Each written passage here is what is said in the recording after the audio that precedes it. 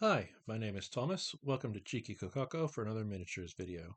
In this episode, I'm looking at the mini which I use for one of the Celestials, the Ki-rin. The stats for the Ki-rin are a bit trickier than most. They can be found originally in Volo's Guide to Monsters on page 163, but then a modified version of the Ki-rin was presented in Mordenkainen Presents, Monsters of the Multiverse. I will speak more on that later.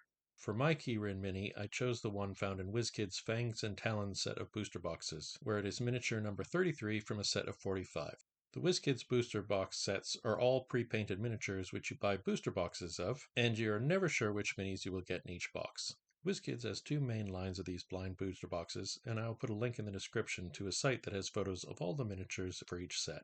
The line that makes Dungeons & Dragons miniatures is called Icons of the Realms, and they will run sets for D&D books that have come out or for certain themes. The other main line is for Pathfinder, and it's called Pathfinder Battles.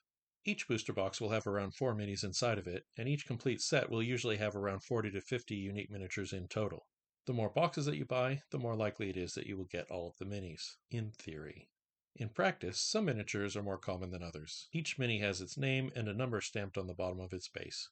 The Ki-rin, for example, has Ki-rin 33/45 printed underneath its base.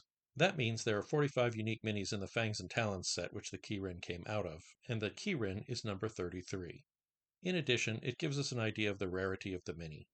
The lowest numbers are the most common minis, usually about the first dozen or so numbers.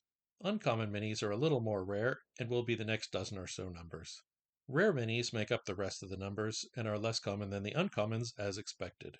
There are also some weird exceptions like ultra-rare transparent minis and variant stances for minis, but I'm not going to get into that here.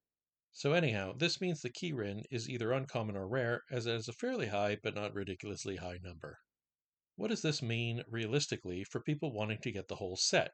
If you bought booster boxes randomly, you might have to buy 100 or more boxes of the Fangs and Talons set to get them all. WizKids has come up with a way for people to get all of the miniatures, however. You can buy an entire case of them at once, which has 32 booster boxes in it.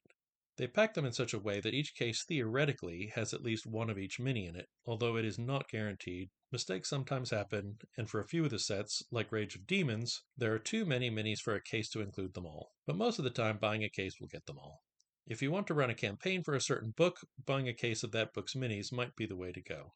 A case should net you one of each rare, and about 3 to 4 of each common and uncommon, with more for each common one, obviously. If a case seems too pricey to you, but you want many of the miniatures with as little overlap as possible, 4 bricks make up a case, so you could just buy a brick, and it would minimize the overlap of minis for you. Another valid option is to buy the minis from shops after they've been removed from the booster boxes. Be aware when you use this method, though, that the common and uncommon minis will sell for a few dollars each, while the rare miniatures will often sell for $25, $50, or even more. It's a great strategy if the minis you're looking for are commons or uncommons, or if you don't mind the cost for a single rare mini. One thing to note about the miniatures from these booster boxes is the wildly variable quality of miniature sculpts and paint jobs on the miniatures. Some of them are absolutely beautiful, while others are barely recognizable. This matters more to some people than others, but be warned if you're one of the people for whom this matters. That said, the Ki-rin sculpt is very nice. The paint job on the one which I got is also good.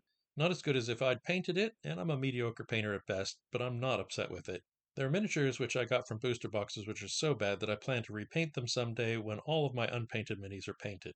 I know that day will never come, but that's what I tell myself when I see a particularly ugly paint job on one of these minis.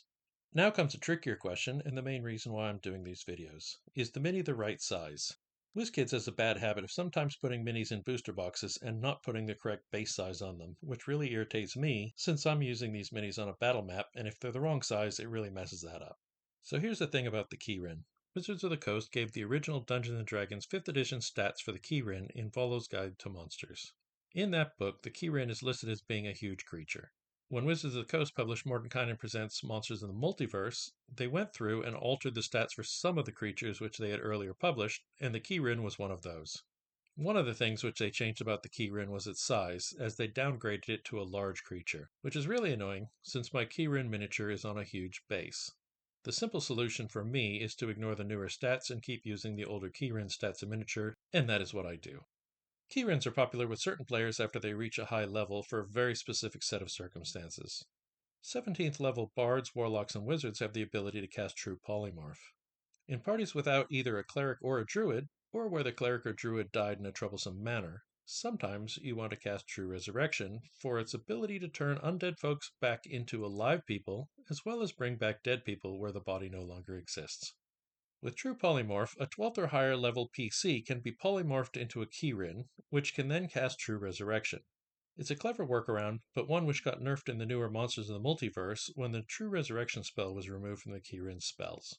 In addition, the Ki-rin has got some amazing abilities, including legendary actions and legendary resistances. Ki-rin are not something that you want to get into a fight with, which is easy to avoid since they're good creatures who don't like to fight unless forced into it or are faced with evil creatures.